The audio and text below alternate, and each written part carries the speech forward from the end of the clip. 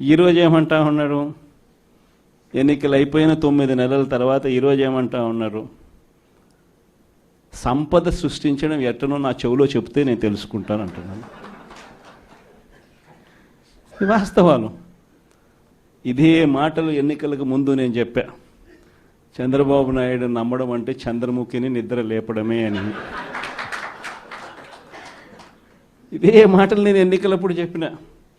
చంద్రబాబు నాయుడు నమ్మడం అంటే పులి నోట్లో తలబెట్టడమే అని చెప్పి ఇదే మాటలే నేను చెప్పా.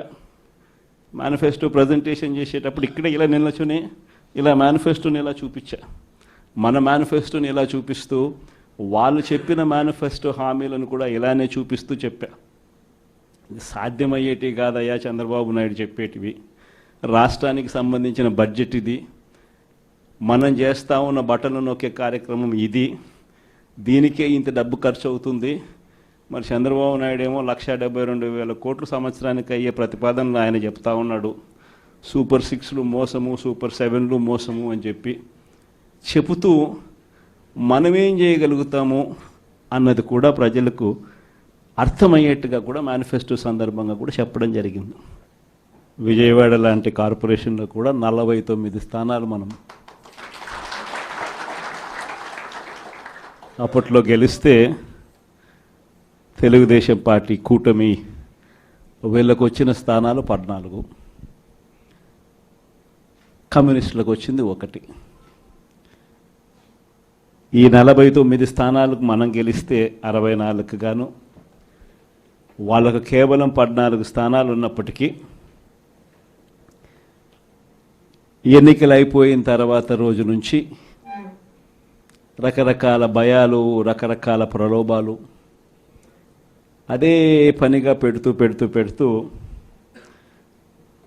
ఒక 11 మందిని మాత్రం భయపెట్టో ప్రలోభాలు పెట్టో తీసుకోవడం జరిగింది.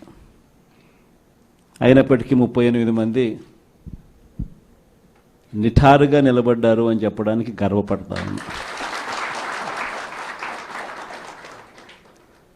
ఎందుకు ఈ మాట చెప్తా ఉన్నాను అని అంటే దానికి కారణం కూడా ఒకటే. ఇన్ఫ్యాక్ట్ ఏ కార్పొరేషన్ చూసుకున్నా, ఏ మున్సిపాలిటీ చూసుకున్నా, రాష్ట్రంలో ఉన్న ఏ జెడ్పీటీసీ పరిధిలో ఉన్న ఏ మండలం తీసుకున్నా, అటు ఎంపీపీలైనా కానీ అటు జెడ్పీటీసీలైనా కానీ సర్పంచ్లైనా కూడా ఏది తీసుకున్నా కూడా ఎన్నికలు అయిపోయిన తర్వాత 3 సంవత్సరాల తర్వాత లోకల్ బాడీ ఎన్నికలు జరిగితే అటువంటి ఎన్నికల్లో ఈ రకమైన రిజల్ట్స్తో రాష్ట్రమంతా క్లీన్ స్వీప్ చేసిన పరిస్థితి వైఎస్ఆర్సీపీ ప్రభుత్వం, మన ప్రభుత్వం.